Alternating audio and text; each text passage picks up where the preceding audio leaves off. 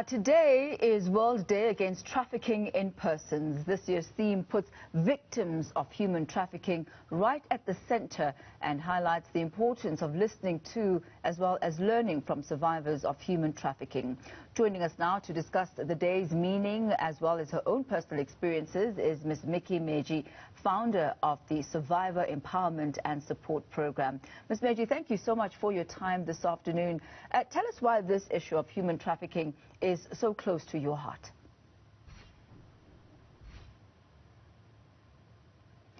I think you are muted. Oh, sorry, Tammy. I was muted. Sorry, I forgot that I was muted. Greetings to you and your audience as well. And also thank you for having me today. The issue of sex trafficking comes fitting very closely, and it is close to my heart because I've survived the system of prostitution, and the system of prostitution, or at least my experiences on entry into the system of prostitution, to being prostituted myself, fits the criteria of sex trafficking. It is just that I was not aware at the time that it was that. Tell us about your personal story. What happened? I was initially introduced into the system first by a friend who said, let's go to Johannesburg together. And we went, but when we got to Johannesburg, each person needed to fend for themselves, and the fending turned out to be no other way but prostitution. And remember, at that time, I was in another province, not knowing any person, not having family there. So I had to raise money to come back home in this particular manner. But then again, in Cape Town, I found myself back in Cape Town because I'm from Cape Town. Back in Cape Town, I also found myself being trafficked into the system by circumstances such as poverty, and I was a mom at a very early age. When I turned 17, my son was turning 6 months on the day, and I was a single parent, having come from a very disadvantaged background. Not that I'm making justifications of particularly what people would call choices that I made. So that's how I actually got into the system of prostitution. I remained there for 9 years.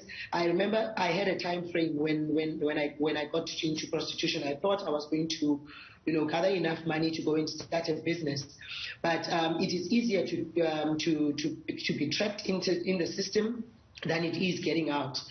So it took time. 9 years later, from 1 month time frame to 9 years later, I was still trapped within the system of prostitution. And even after 9 years, it took me a good 5 years to eventually, finally exit and get out of the system. Ms. Meji, looking at and hearing your story, and you'll correct me here if I'm wrong, it sounds like the first time the situation was really out of control. You were asked to go to Johannesburg, you go there, and then it's a completely different expectation to what you were expecting, and then you found yourself in sex work. How much of that, even post-Johannesburg, would you say was you choosing that lifestyle, and how much of it would you say were others around you controlling your actions? Okay, so trafficking is not doesn't begin when a person gets controlled. So when we define trafficking, it is when a person is either forced to move from one place to another place and kept against their will sometimes, but sometimes you have free movement, but as well as when you are lured or you under false pretenses. If I call you and say, Tammy, come to Cape Town, I've got a job for you as a domestic worker, and then when you get here, it's not what you expected. So that is trafficking. Even if it's not just into the sex trade, it could either happen that I call you and I say, come down, there's a job for you being a receptionist. When you get here, you are actually doing domestic work, and you didn't come here expecting to do that, but because you're already here now and circumstances are against you, then you sometimes don't have a choice but to do it.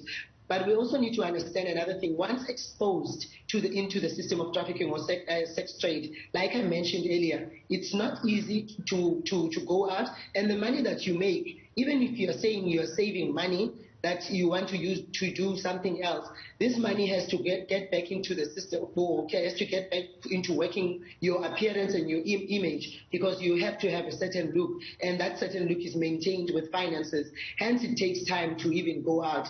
And if you find people will be telling you, I've been doing this for 10 years, but they have nothing to show for it. Ms. Meji, I think that's a very important definition and context there that you've put in place for us.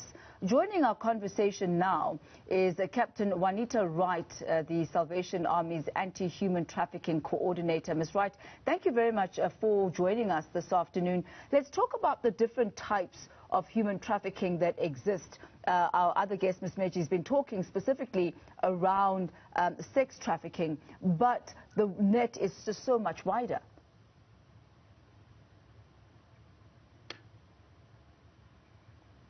Ms. Wright, I think you may be muted. Please, could you unmute yourself? Thank you. Yes, thank you for your question. And that's right, what you're basically asking, the various forms of trafficking. We have sex trafficking, which is basically forcing a person or individual to indulge in sexual activity. Then we have forced labor, bonded labor, involuntary domestic servitude, child soldiership, as well as organ trafficking. So as you can see, the scope of trafficking is very broad. And talk to us about this World Day Against Human Trafficking and focusing on the individual, as well as the theme for this year. So today is indeed a very special day, a significant day, marking the International Day Against Trafficking in Person. And it's a wonderful opportunity where we not internationally, but also locally, we are joining hearts and hands, taking a stand against trafficking in persons, taking a stand against this crime of trafficking in persons. Let me come to you, Ms. Meji. The theme for this year is Victims' Voices Lead the Way. And you being a former victim yourself, do you believe that the voices of victims are heard enough, that the stories of victims are told enough, and that there is an understanding of what victims actually go through when they are being trafficked? I wouldn't say it's enough. I mean, there has been an increase of late of survivor voices and victim voices out there, but I wouldn't say we are at a stage where we can say it's enough. And the challenges are not, there isn't just one challenge that is causing this particular scenario. There is the challenge of not being able to access victims because victims are fearful and they don't want to expose themselves because these traffickers could be looking out for them. And there is also also because we normally tend to engage using an English command, and most of the victims of trafficking in particular, some of them have been trafficked since a young age. They are not able to express themselves adequately in other languages except their mother tongues because they didn't school, they have limited levels of literacy. So those are the kinds of things that are challenging today, or maybe hindering the victims speaking out and being involved in these conversations. Ms. Wright, how prevalent is trafficking in South Africa? Very, very prevalent. In fact, the sad reality is that people are still thinking or under the idea that trafficking does not happen within our country, and yet we maintain in saying that human trafficking is very, very prevalent.